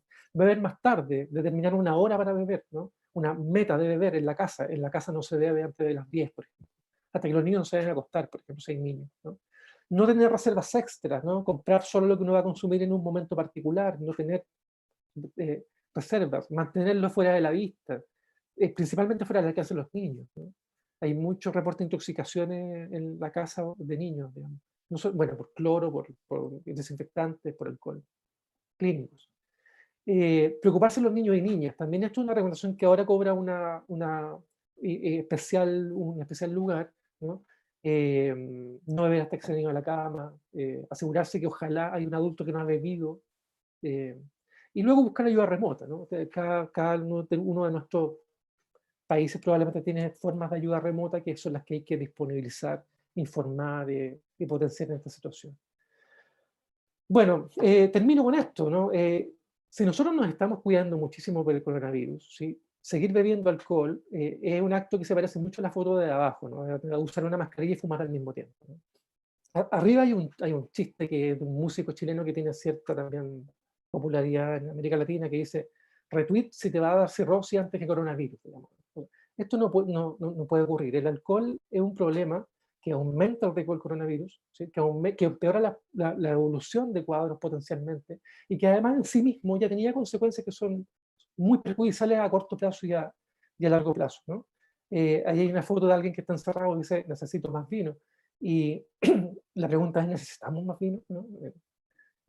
Necesitamos políticas que regulen, por ejemplo, la publicidad, como estamos viendo. En los lugares, en los países donde existe regulación de publicidad, necesitamos que se fiscalice mejor. Chile es un país que no tiene regulación de publicidad, por ejemplo. Necesitamos hacer intervenciones breves, una herramienta útil, y necesitamos informar a la población de manera veraz, de manera rigurosa, de manera simple. Participar del debate en los vínculos, en redes sociales también, aclarar estos temas. Son todas herramientas que podemos usar en este contexto, mientras vamos acopiando información producto de la evidencia y mientras esperamos que esto vaya también pasando, ¿no? Gracias a todos, un abrazo grande. Espero que esto haya sido útil para ustedes. Muchas gracias, Pablo. Muchas gracias también a todas las personas que nos hacen el favor de estar aquí el día de hoy. Ha sido muy interesante las presentaciones y tenemos tiempo para algunas preguntas por parte del público, de las personas que están aquí el día de hoy con nosotros. Así que si ustedes tienen alguna pregunta que quieran hacer, con todo gusto, la dinámica es la siguiente. En la parte de abajo de los controles, donde están viendo ustedes directamente la participación de todos, ahí donde ponen el micrófono y el video, ahí hay una opción con los 3 puntitos o alguna de los símbolos que están ahí, dependiendo de la versión de Zoom que ustedes tengan, que dice levantar la mano o raise hand. Y ahí, con esa opción, ustedes pueden levantar la mano para que nosotros identifiquemos que ustedes tienen alguna pregunta y nuestros panelistas estarán respondiendo directamente a alguna de estas preguntas que estén relacionadas con las presentaciones que se hicieron el día de hoy. Por supuesto, por acá también, como ya lo mencionó Jimena, hay varias personas que están conectadas, que son conocidos, amigos, colegas. Me han estado preguntando por la disponibilidad del material, así que aprovecho que tengo el uso de la voz, en este caso Luis, Alfonso y Pablo, para saber si hay posibilidades de compartir el material directamente. Y por supuesto los demás estamos a la espera de sus preguntas. Luis, Pablo, si ustedes pudieran confirmarnos también sobre lo del material. Sí, mi material está disponible para ustedes.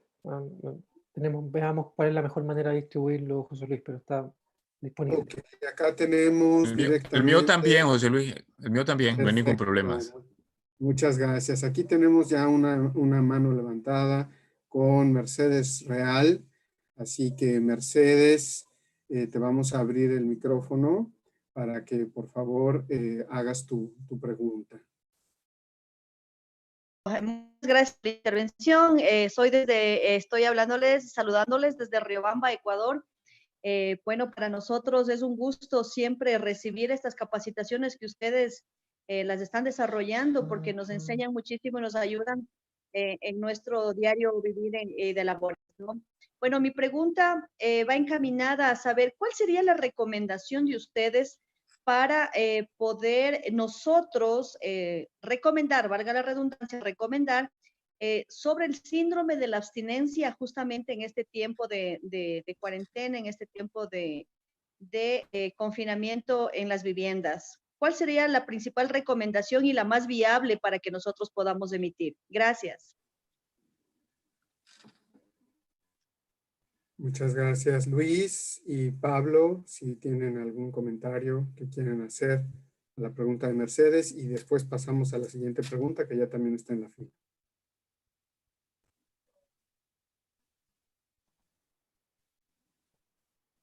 Luis. La respuesta a un síndrome de abstinencia va a depender de varios factores.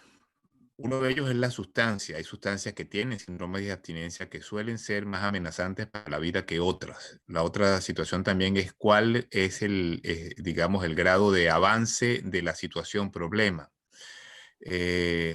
Hay episodios previos de abstinencia grave, digamos, porque hay gente que ha hecho episodios, por ejemplo, episodios psicóticos como consecuencia de un síndrome de abstinencia. Entonces, creo que hay que trabajar mucho en relación a cuál es el riesgo de tener una abstinencia grave y manejar esta circunstancia con el equipo de tratamiento. O sea, es una persona que está en tratamiento, debe haber una medicación para mitigar el síndrome de abstinencia. Hay que garantizar el contacto de esta persona con el servicio de emergencia.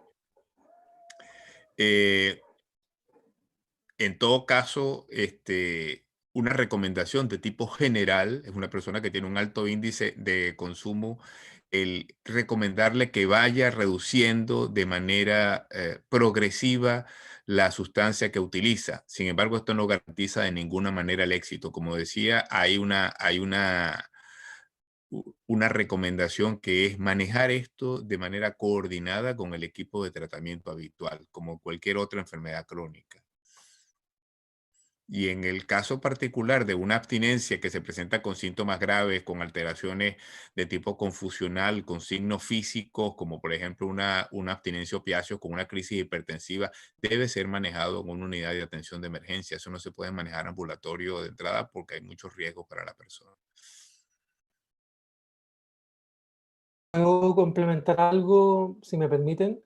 Solo dos temas. para nosotros también ha sido justamente una preocupación en la red de salud, cómo manejar la abstinencia, qué sé yo.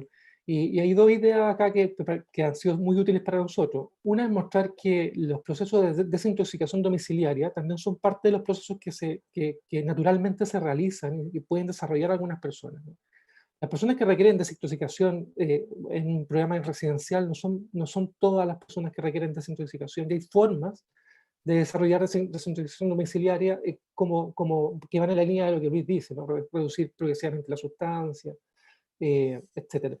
Y lo otro que quería decir es que una herramienta que para nosotros ha sido muy útil, justamente que contiene los elementos que Luis señala, diferenciar las abstinencias más graves, más severas y qué sé yo, el MHGAP, justamente el módulo de sustancia del MHGAP contiene una descripción breve, digamos, y bastante buena de abordaje de abstinencia y de diferenciación de cuadros más severos que requieren una urgencia necesariamente y cuadros que podrían eventualmente ser manejados de otra forma.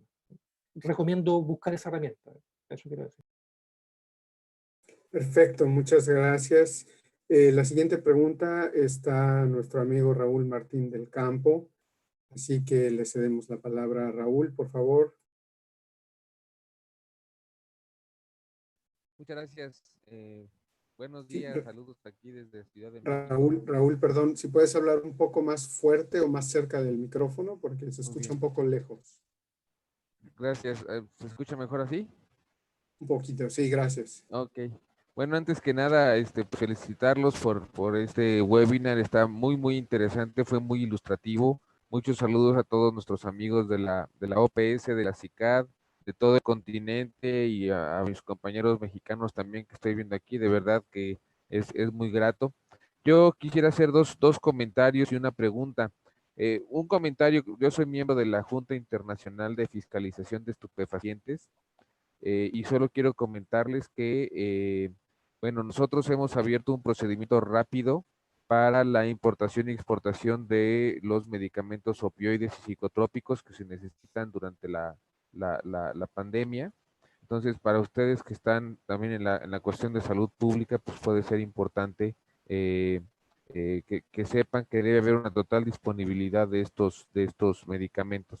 Y una pregunta que tiene que ver con ya se ha podido registrar si han aumentado la sobredosis debido al aislamiento, es decir, antes cuando los usuarios de drogas consumían en grupos, pues entre ellos se podían ayudar en caso de alguna sobredosis, pero ahora que están en aislamiento, ¿qué podemos esperar que ocurra si sus mismos compañeros no se van a dar cuenta, no va a haber quien los pueda ayudar?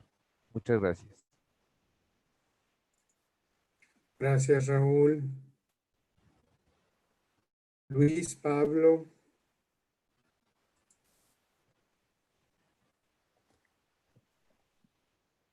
Nosotros no tenemos información actualizada sobre la ocurrencia de sobredosis y de sobredosis vinculadas al COVID tampoco. Y eso es uno de los elementos complicados de este tema dentro del ámbito de salud. Cómo visibilizar la ocurrencia de determinados fenómenos que son muy frecuentes dentro de la clínica, pero que sin embargo en los sistemas de salud todavía no terminan de incorporarse. Justamente lo que decía Pablo en relación con la capacitación con MHCAP tiene como intención el habilitar competencias dentro de los equipos de salud para que sean capaces de detectar y de manejar estas situaciones desde el ámbito no especializado. Estamos hablando de ámbito no especializado desde los servicios de emergencia como los servicios de atención primaria o en algunos servicios adicionales. Por ejemplo, servicio de traumatología que puede atender personas que estuvieron bajo una intoxicación alcohólica y que pueden presentar un síndrome de abstinencia a posteriores. Sin embargo, muy pocas veces se registra esa información y no entra dentro de lo que es la información que habitualmente se recoge en los servicios de salud. Lo que es de información obligatoria en esta contingencia es la infección por el COVID, pero este otro tipo de circunstancias concurrentes por lo general suelen pasar por debajo de la mesa.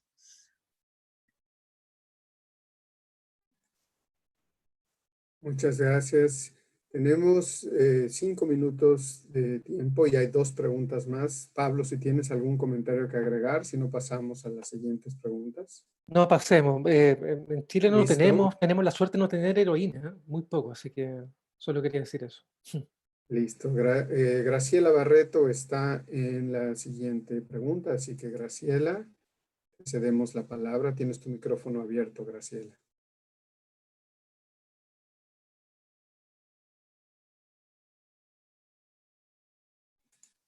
Graciela Barreto, ¿nos escuchas?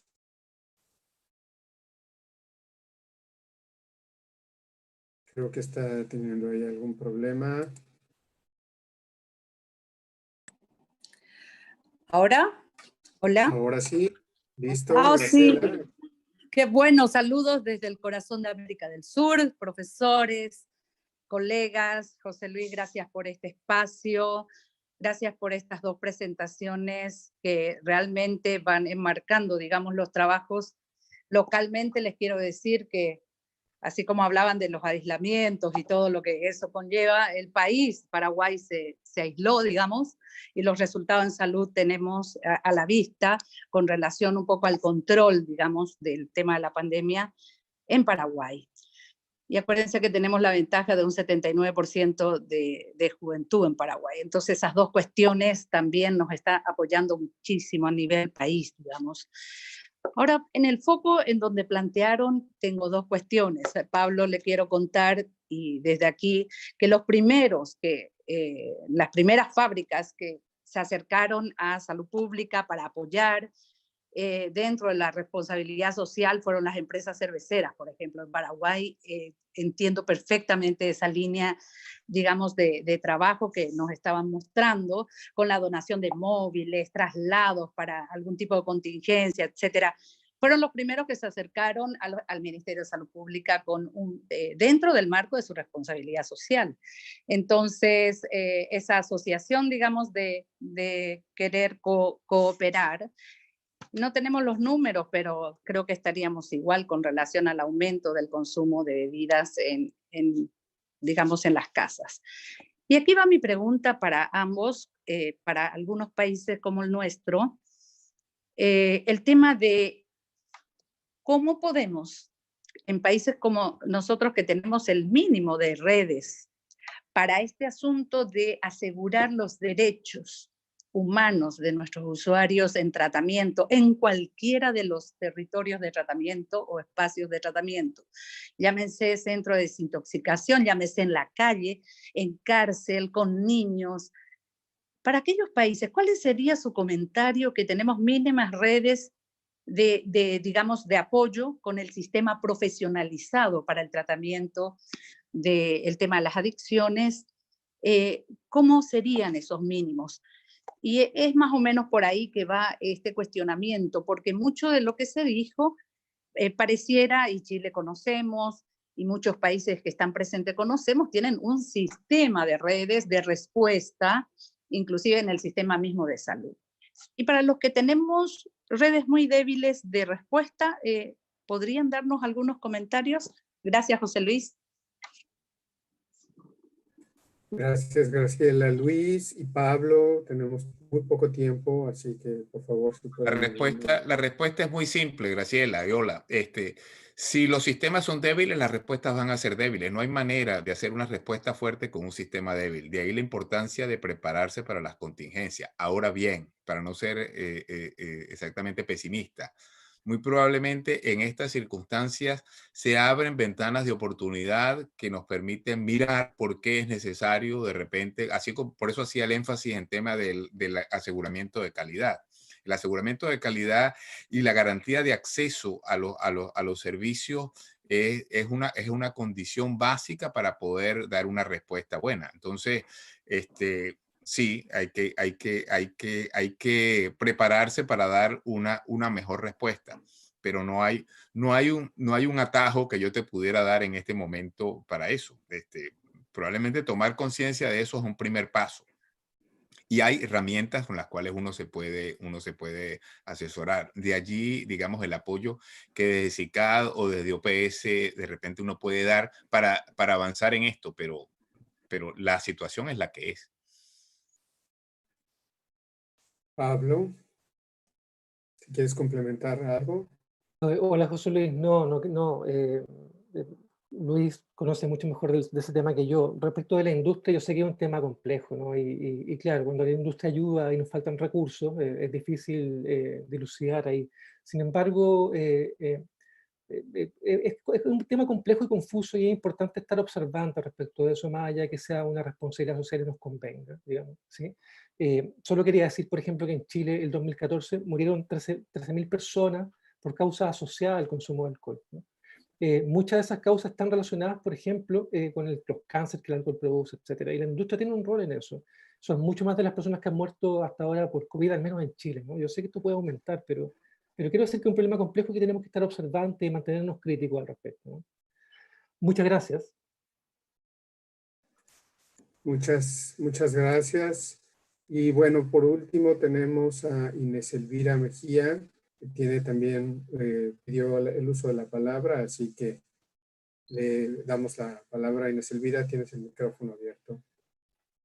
Hola, buenos días a todos y todas. Muchas gracias por el espacio y por compartir, por abrir estos espacios que en este momento son tan urgentes, porque creo que muchos de nosotros tenemos muchas más dudas que respuestas ante estos desafíos.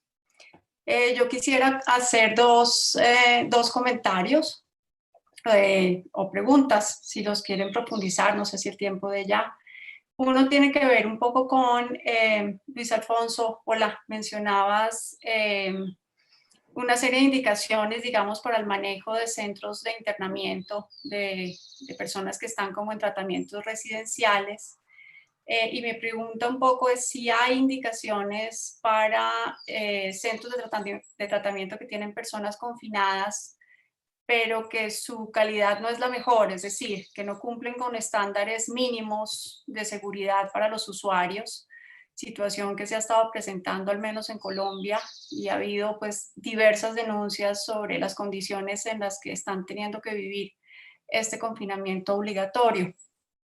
Por un lado, si hay recomendaciones en esos casos donde las condiciones no son las ideales, digamos, y muchas de estas indicaciones pues no necesariamente se pueden cumplir.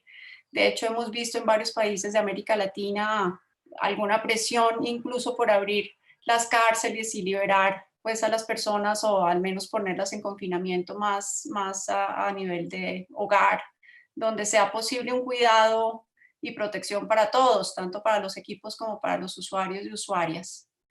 Eso por un lado. Y por el otro, extraño un poco como una referencia a una de las medidas, digamos, de salud pública más importantes que creo que en este momento tiene y cumple un gran rol, que es la reducción de daños. Justamente en Colombia hemos tenido que hablar mucho sobre reducción de daños en las últimas 3 semanas con los territorios. Tenemos una situación de consumo de heroína con muchas personas afrontando síndromes de abstinencia muy severos, con dificultades de acceso a medicamentos de sustitución, y es la reducción de daños de lo único que podemos echar mano. Entonces, quisiera saber si hay alguna referencia a estos dos temas. Muchas gracias. Hola Inés Elvira, yo te tengo miedo cada vez que tú tomas el micrófono. Porque apuntas hacia temas que son sumamente complicados. Hay recomendaciones específicas para reducción de daño en materiales de OMS. Yo no las incluí en este momento en particular, porque el tiempo que tenía era breve y porque iba a aproximarme hacia un tema general. Pero sí hay, yo te las puedo enviar, tengo tu correo, y es recomendado además como una medida, digamos, clave digamos, en la respuesta de tipo psicosocial para los problemas por uso de sustancias en el contexto de COVID.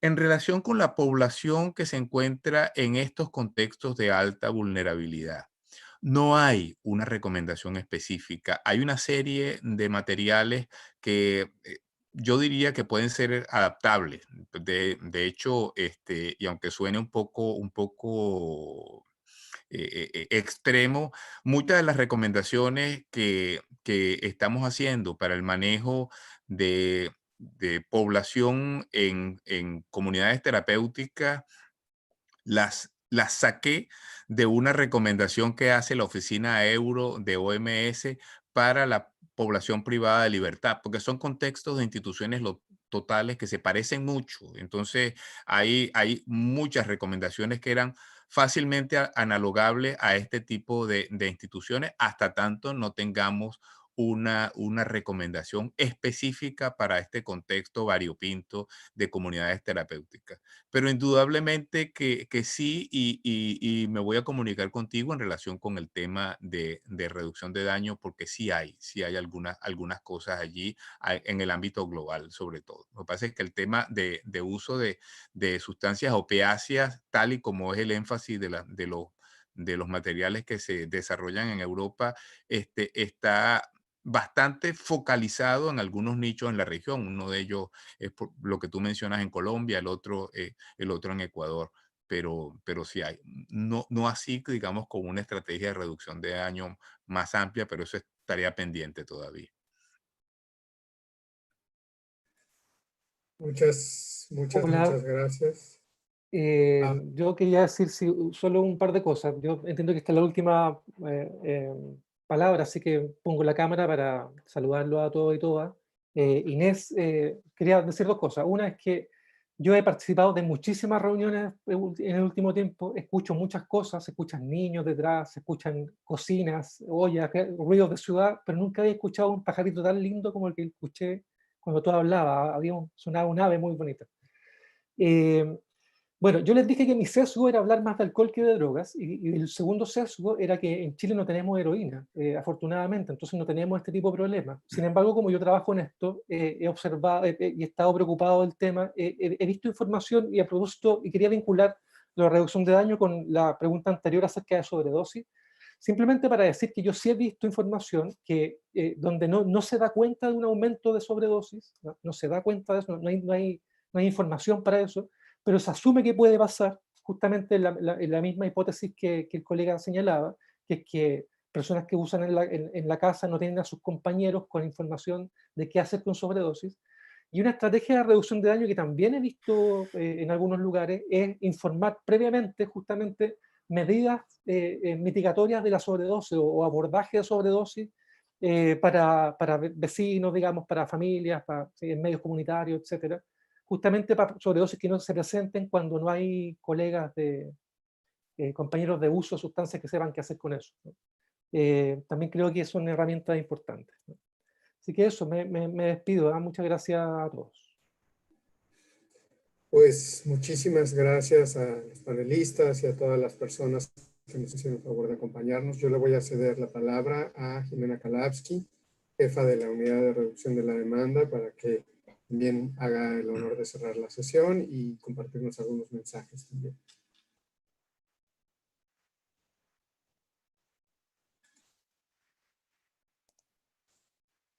Ahora sí, ya, bien.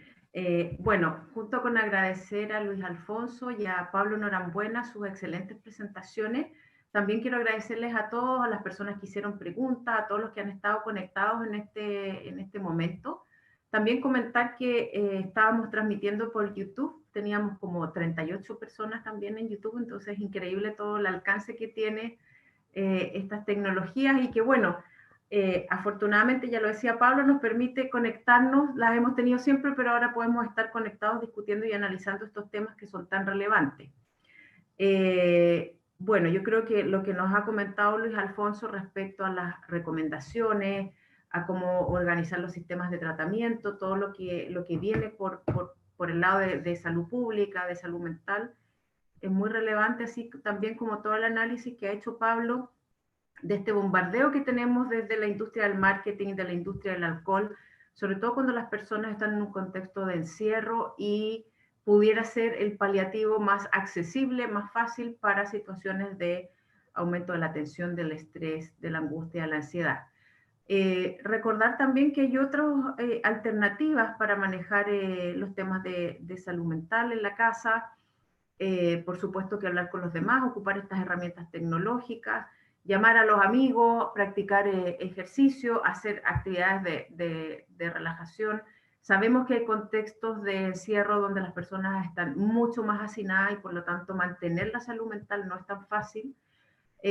Sin embargo, no hay que dar pie atrás en eso, no tenemos que ceder el espacio a la industria del alcohol, en este caso, que es tan agresiva, también como la oferta de otras sustancias. Quiero invitarlos la próxima semana. Vamos a seguir con estos webinars para seguir profundizando y analizando la realidad que nos está rodeando y sobre todo entregar elementos para el análisis, para la discusión y para la reflexión. El día 19 vamos a hacer un webinar también a las 10 de la mañana, hora de Washington, sobre prevención basada en la evidencia. Y el día 20 sobre COVID-19 y consumo de alcohol. Así que los voy a dejar cordialmente invitados. Una vez más, agradecer a nuestros panelistas, agradecer a José Luis y a todo el equipo de reducción de la demanda que no se ve, pero que está atrás haciendo todo esto posible. Y agradecerles y dejarlos cordialmente invitados para la próxima semana. También agradecer al embajador Nam por sus palabras iniciales y a la secretaria Urrutia por todo el apoyo que nos están prestando en este momento. Así que nada más que agradecerles, desearles que tengan un muy buen día, que se cuiden, que estén saludables y que sigamos todas las indicaciones que nos están dando los organismos de salud. Muchísimas gracias. Muchas gracias. Hasta la próxima.